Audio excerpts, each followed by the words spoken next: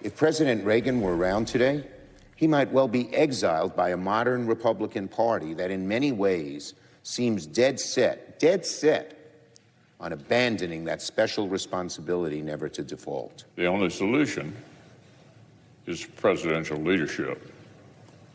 President Biden has been sleepwalking toward this crisis. Mr. President, it's time to wake up. Welcome back. That was today's dose of posturing on the debt limit from the top lawmakers in the Senate as the clock continues to tick down to June 1st. Lack of action comes as our White House unit reports that Democrats are fearing some political blowback for President Biden if the nation ends up defaulting. I'm joined now by today's panel, NBC News Washington correspondent Yamiche Alcindor, former Democratic congressman from Michigan, Andy Levin, and Stephen Hayes, the editor and CEO of The Dispatch and an NBC News political analyst. Yamiche, look, the fact is Democrats should be fearful of this because we have evidence of what happened in 2011. Everybody got bad poll numbers. Nobody is in a good... President Obama's lowest approval rating in that calendar year was in the month of the debt ceiling standoff. And congressional Republicans' approval rating, I think, was one of the lowest at that time. There is not a win here for anybody. That's right. And when you talk to White House officials, when I talk to White House officials, they're very much of the stance that their messaging is going to be that it's all the Republicans' fault, that they lifted the debt ceiling a number of times under former President Trump, and that they'll be able to make that case to the American people. Republicans, of course, you hear Mitch McConnell saying what they're going to say, which is this is all the president's fault. When I think of people, regular voters who aren't steeped in what the machinations of the debt ceiling are, they're going to look at Washington and say, this place is not working for me again. Right. And you're going to see people who are looking at their 401k saying, well, by the way, Democrats, you're the ones in charge, you're the ones in the Oval Office, so why can't you figure this out? I think that this is definitely something where you're going to see everyday Americans who really look at this and say, here's another time where Washington is just not working it. Andy Levin, I think this is the challenge for your party. I think you can, those that are well-informed, you can make the argument, hey, they're posturing. But the folks that aren't paying that kind of attention, hey, you're in charge here. Yeah, we know. That's why we put you in there. You're supposed to figure this out, dude, right? Like, that's the challenge. Yeah, so, I mean, I do have to say as an aside, boy, it would be great for Mitch McConnell to be a leader and a statesperson ever, certainly at this moment, and take some responsibility. But the thing is, we have to be very clear that we are ready to negotiate about the budget. Republicans won the House, barely. Let's negotiate about the next budget. The debt ceiling is not about future spending. There's nothing in it that's about reducing the debt or the deficit at all. It's just about paying the bills you already incurred, and it is shameful to posture about that or to put Americans in danger about losing our full faith and credit about having the effect it would have on Social Security, on pensions and everything. But at the end of the day, President Biden is going to get left holding the bag if he doesn't get this done.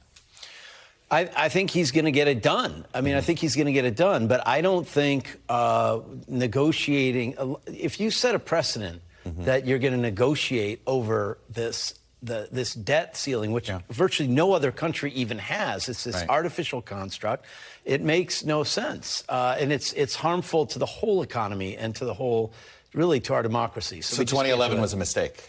Yeah, I think so. I do. Steve, what can the Republicans gain out of this politically? I mean, everybody's hypocritical on debt ceilings. Democrats have been hypocrites on this. Republicans are being hypocrites on this. And the fact of the matter is, at some point, there are going to be negotiations about spending. I'm sympathetic to the argument that Republicans are holding the country hostage, even if I think the president shouldn't be as absolutist as he's been, saying we will not negotiate on this. I'm troubled by the kinds of rhetoric getting from the White House, where the president, I think, is misleading. We just put out a tweet yesterday where he said, look, either we're going to have 22% cut to discretionary spending, including veterans, or there's going to be a default, and this is the Republicans' choice. It's not the Republicans' choice. There's going to be a discussion about that. He's invited them to the White House. The more he backs himself into that corner, the less likely I think we are to see any kind of a good outcome. What does a compromise look like? I mean, I don't think the discharge position is it. That seems to be the break glass, and I get that one. What does a compromise look like? Is it a commission? Is it buying 3 months? I've noticed more Democratic lawmakers are open to a short-term extension.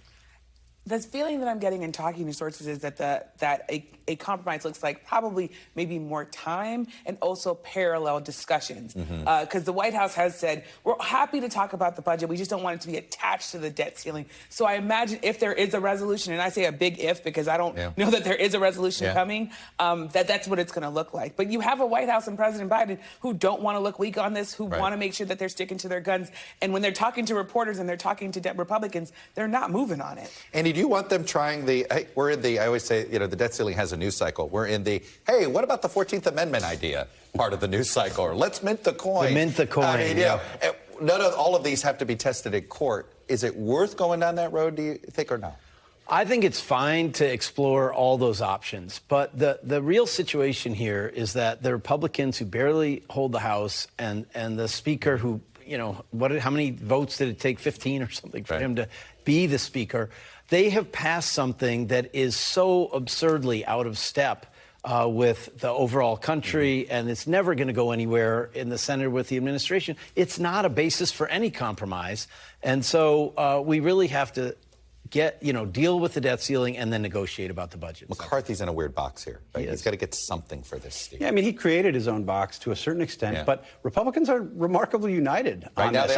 I agree on a substantive critique of what they passed. I agree. It's not that workable, and more important from my perspective, it doesn't change the long-term trajectory of our debt. For them. It's probably bad politics, but it doesn't take seriously proposals for entitlement reform, which is what we need if we're going to actually change the trajectory of our debt. He's put himself in a position, but as long as Republicans are united, and as long as Kevin McCarthy is getting rhetorical backing from people like Don Bacon in the House and Senate leaders, Republicans are going to be in a position to say to the White House, you got to talk to us about this. But as a Republican, you just said entitlement reforms, which is the thing that they do not want to talk about. Yes, they do not. Yeah, no, and even all the presidential candidates at this point. Hey, I want to play a little bit from Colin Allred. He's a member of Congress from Texas who's decided to challenge Ted Cruz, his announcement video.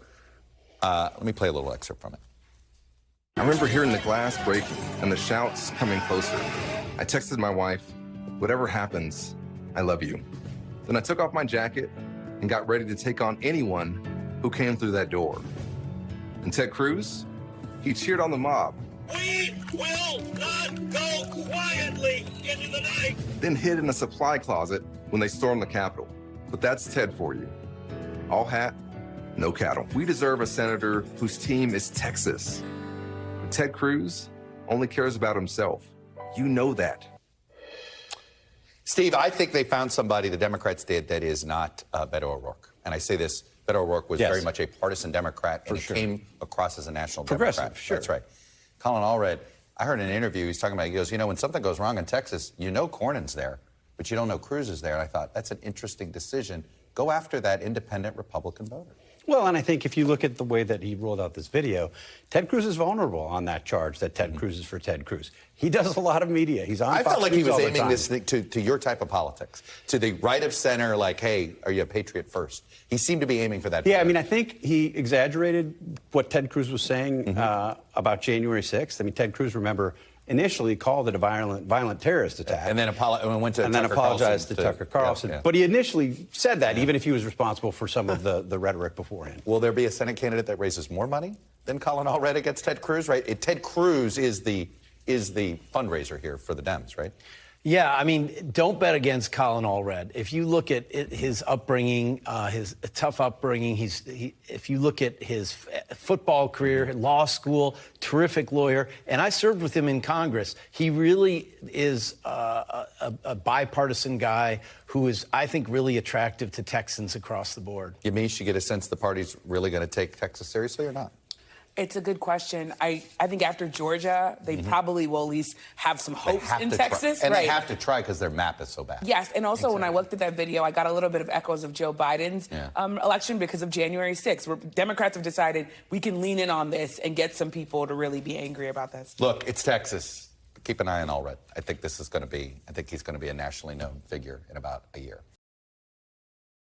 Thanks for watching our YouTube channel. Follow today's top stories and breaking news by downloading the NBC News app.